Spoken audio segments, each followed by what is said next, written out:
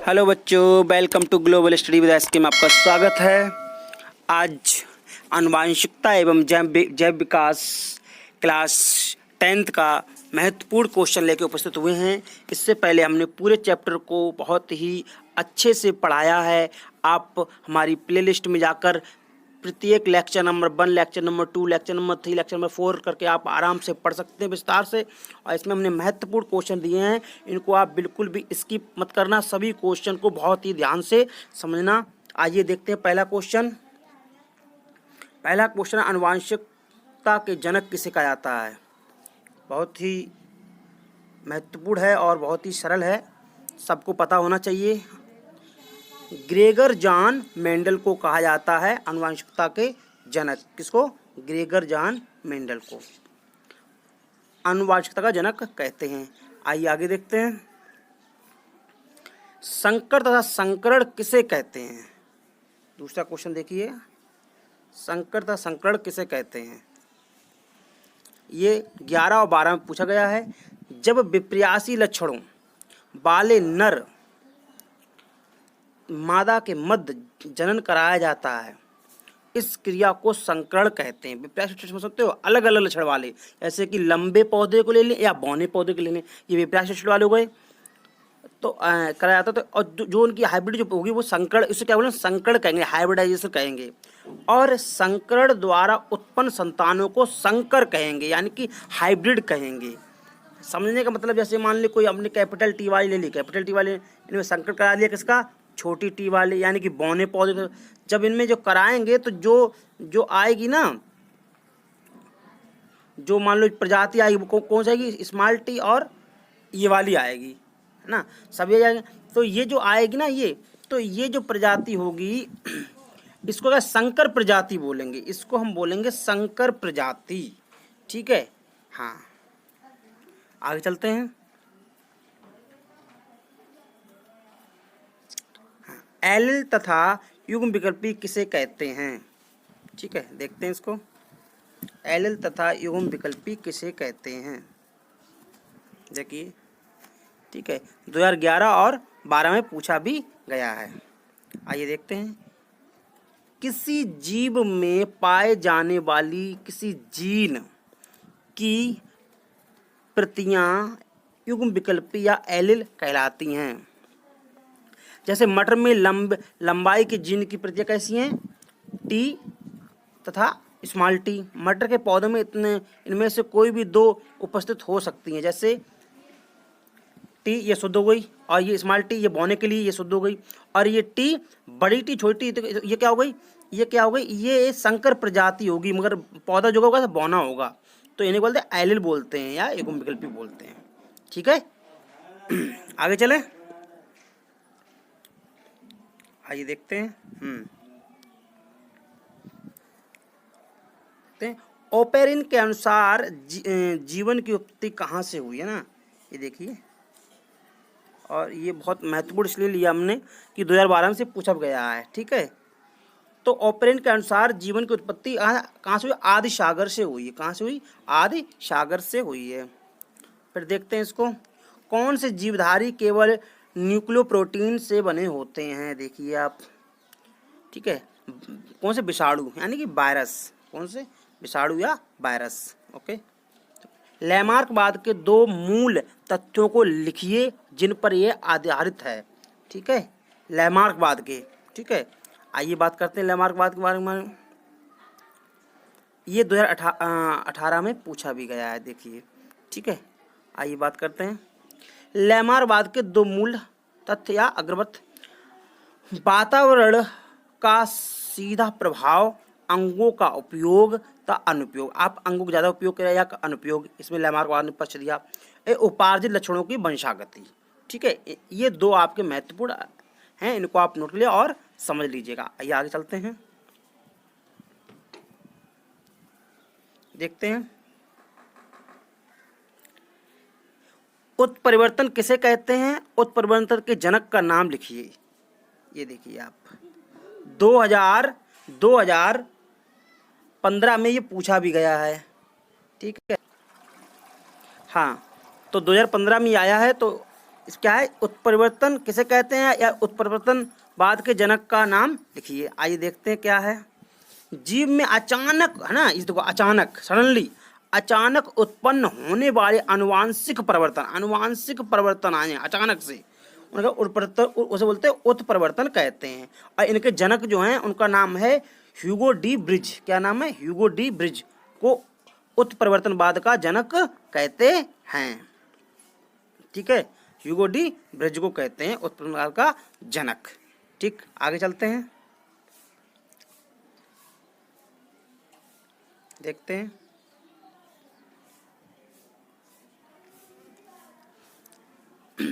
जीव जगत में संघर्ष होता है, यह किस वैज्ञानिक का मत है? आपको पता होगा, ये किसने, डार्विन ने कहा था, चार्ल्स डार्विन ने, है ना। ये 2015 में आया है। तो आइए देखते हैं इसको।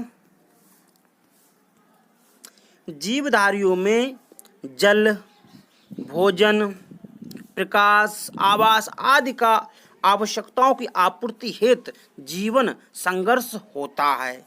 जीवन संघर्ष अत्यंत अंतर्जातीय या अंतर्जातीय होता है तथा वातावरणीय होता है।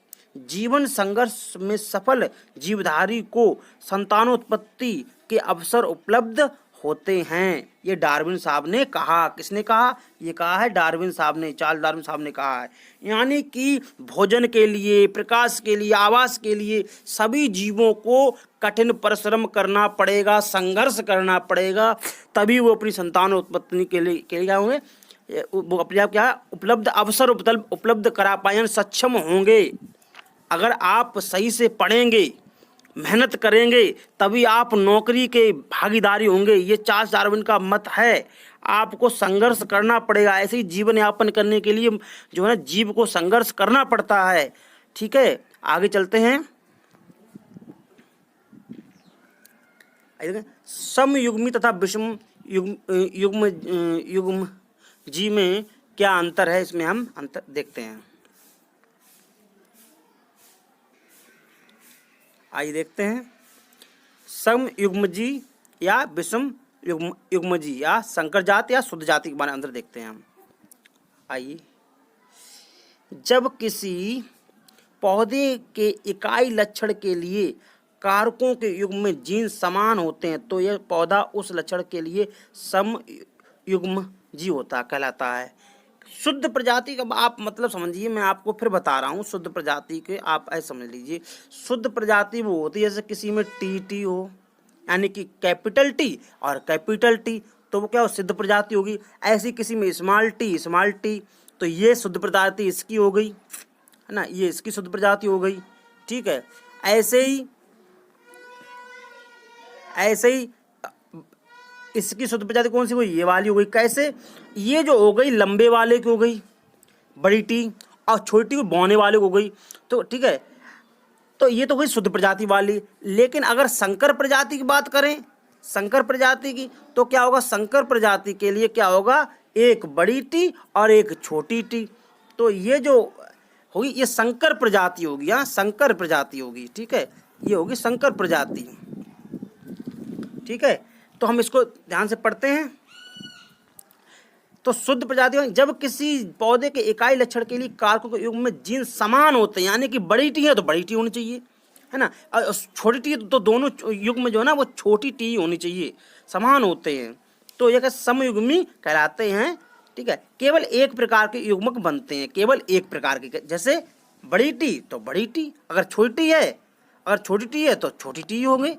ठीक है, तो एक प्रकार के ही युग्म बनेंगे, अलग अलग नहीं बनेंगे। लेकिन संकर जाति में क्या होता है, आप संकर जाति में देख लीजिए, जब पौधे में जीन जोड़े के दोनों युग्म विकल्पी एलील अलग अलग होते हैं, जैसे कि एक बड़ी टी हो और एक छोटी टी हो, तो ये क्या अलग अलग हुए, अलग अलग होते हैं, तो यह पौधा उस लक्षण के लिए विषम युग्मजी कहलाता है।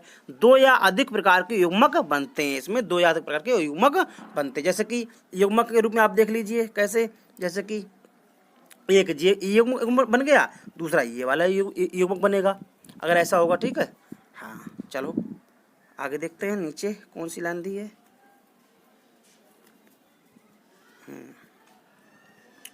चलो देखते हैं। हाँ, नंबर तीसरा देखते हैं पॉइंट।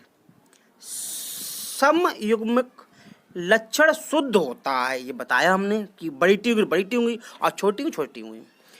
और क्या है इसमें,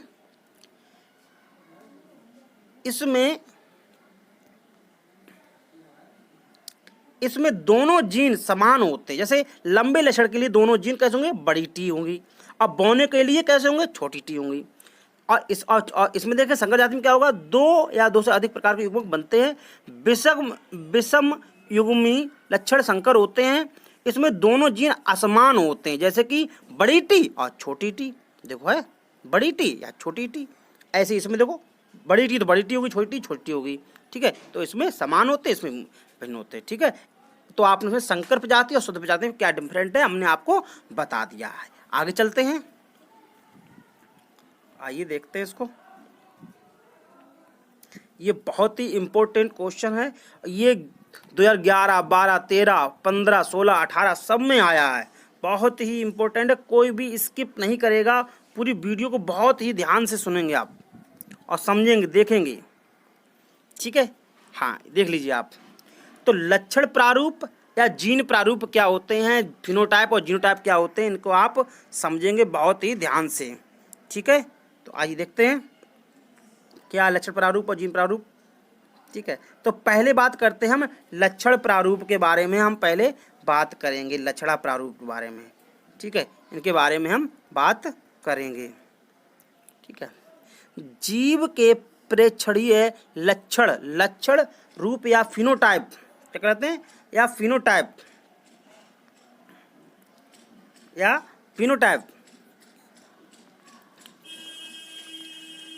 कहलाते हैं। जैसे पौधे का लंबापन, बौनापन, बीज का आकार, रंग है ना, रंग पीला है या हरा है, मैंने अपनी उसमें पढ़ाया है। आप पूरे जो चैप्टर पढ़ाया उसमें आप देखेंगे प्लेलिस्ट में जाकर।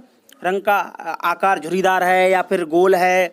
ठीक है, विशिष्ट लक्षण प्रारूप का जीवन शुद्ध भी हो सकता है व संकर भी, है ना। जैसे लंबा पौधा ऐसा होगा और टी ये भी हो सकता है। लंबा देखो, इसमें दोनों टी कैपिटल वो भी तो लंबा होगा, लेकिन इसमें एक टी कैपिटल होगी और एक स्मॉल होगी, लेकिन वो भी क्या होगा, देखने में फिनोटाइप का मतलब होता है देखने में। लक्षण क्या देखने में लग रहा है लंबा, लेकिन अगर आप जीन देखोगे तो एक बड़ी और एक छोटी है। ठीक है, हाँ चलो आगे देखते हैं। अब जीन प्रारूप क्या होता है इसको समझते हैं। इसको आप समझ गए होंगे। जीन प्रारूप देखते हैं। जीव का अनुवांशिक संगठन उसका जीनोटाइप कहलाता है। अनुवांशिक यानी कि कौन से जीन है, बड़ी टी वाले जीन है या छोटी वाले जीन है। जैसे शुद्ध लंबे पौधे का जीनोटाइप कैसा, ये तो गलत दे दिया गया है। शुद्ध लंबे पौधे का जीनोटाइप होता है बड़ी टी, मैंने पढ़ाया था अभी। ठीक है, संकर लंबे पौधे का जीनोटाइप होता है छोटी टी, ये सही है ना, बड़ी टी और छोटी टी ये होता है। और शुद्ध वाले का जो होता है वो ये वाला होता है, ये वाला शुद्ध वाले लंबे पौधे का जीनोटाइप होता है। ठीक है, और छोटे वाले का शुद्ध वाला, ये अगर आप देखोगे तो शुद्ध वाले का छोटे का ये होगा पौधा, बौना पौधा शुद्ध। ठीक है, और शुद्ध लंबे का तो ये वाला होगा, ये वाला। ठीक है, और संकर लंबे पौधे का आप देखोगे तो ये वाला होगा। ठीक है, बड़ी टी छोटी टी, और शुद्ध वाले का तो बड़ी टी होंगी दोनों में, और शुद्ध बौने का छोटी टी दोनों होंगी। समझ गए होंगे। आइए आगे चलते हैं। इसको आप पूरे क्वेश्चन क्या क्या दिए गए हैं, हमने इसको पूरे स्क्रीनशॉट इसीलिए लिया गया है। लैमार्क बाद पढ़ा देते हैं आपको आराम से। लैमार्क बाद डार्विन में मूलभूत अंतर क्या हैं। ठीक है, 11-12 पूछे गए हैं। और इसी क्वेश्चन को पूछा प्राकृतिक चयनवाद उपार्जित लक्षणों का वंशागति के सिद्धांत की तुलना जिराफ के द्वारा करिए। ये दोनों में ऐसे ही पूछा जा सकता है और ऐसे भी पूछा जा सकता है। लैमार्कवाद तथा डार्विनवाद में मूलभूत अंतर क्या हैं, हम तो ये टेबल के द्वारा समझेंगे। ठीक है, इनके बारे में आप देखेंगे। चलो देखते हैं।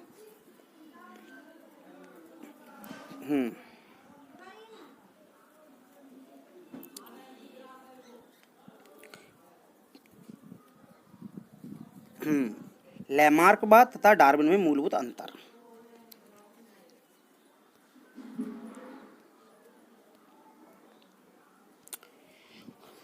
डार्विन में प्राकृतिक द्वारा चयन करने की धारणा को प्रमुख स्थान दिया। किसने? डार्विन। चार्ल्स डार्विन ने जो प्रकृति के द्वारा जो करैक्टर को धारण करने की ज़्यादा प्रमुख स्थान उन्होंने दिया, जबकि लैमार्क में जीवन में वातावरण के प्रभाव की वंशागति, उपार्जित लक्षणों की वंशागति को प्रमुख माना गया। वातावरण के अनुसार, उन्होंने प्रकृति के अनुसार।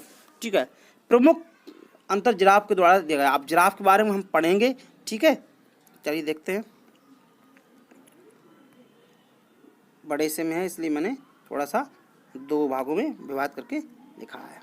चलो देखते हैं मैंने स्क्रीनशॉट्स कैसे लिया। आप देख पढ़ते हैं। पहले पढ़ते हैं हम लैमार्क के बारे में, फिर तुरंत पढ़ेंगे उसके किसके बारे में? डार्विन, चार्ल्स डार्विन के बारे में। देखिए आइए देखते हैं। हाँ, लैमार्क बाद के बारे में देखते हैं। इन्होंने क्या जिराफ, लैमार्क के अनुसार जिराफ के पूर्वज छोटी गर्दन व छोटे कद के थे।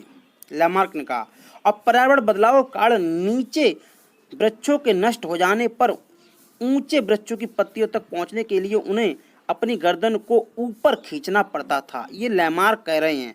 और टांगों की ऊंचा ऊंचा कर वे पत्तियों तक पहुंचने की कोशिश करते थे। ये बात की है लैमार्क ने। लेकिन यहीं पर चार्ल्स डार्विन कह रहे हैं जिराफ के छोटी गर्दन वाले पूर्वजों में से कुछ पूर्वज लंबी गर्दन वाले थे। ये कह रहे हैं पहले से ही कुछ पूर्वज जो थे वो लंबी गर्दन वाले थे। ये चार्ल्स डार्विन साहब ने कहा। क्योंकि वृक्ष नीचे थे अतः वह लाभ की स्थिति में नहीं थे। ठीक है, और आगे देखते हैं क्या कहा इन्होंने। 2 पॉइंट इस तरफ हैं।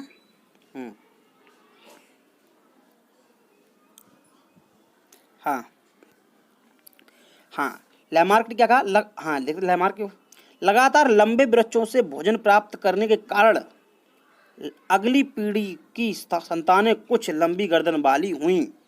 जो लैमार्क ने कहा जिराफ वहाँ पर जो है नीचे घास नहीं रही तो ऊपर से ले रहे थे, तो क्या अगली पीढ़ी गर्दन कैसे लंबी हो गई। और वहीं पर डार्विन साहब कह रहे हैं, क्या कह रहे हैं? केवल लंबे वृक्षों के शेष रह जाने पर लंबी गर्दन वाले जिराफ अधिक उपयुक्त पाए गए, जहाँ पर लंबी वृक्ष, इसलिए प्राकृतिक चयन के कारण केवल उनकी संततियाँ शेष रहीं। ठीक है, और बाद बाकी क्या हुई? खत्म हो गई। ठीक है, जिनकी लंबी गर्दन थी वो तो रहे, और जो छोटी गर्दन वाले वो खत्म हो गई। उनका कहना ये नहीं था कि उनको बढ़ गई, वो कह रहे जो पहले से ही लंबी गर्दन वाले थे और उन्होंने क्या किया, पत्तियां खाई तो वो तो बची रहीं, और बाद बाकी क्या गई? खत्म हो गई, वो चली गई, शेष जो खत्म हो गई।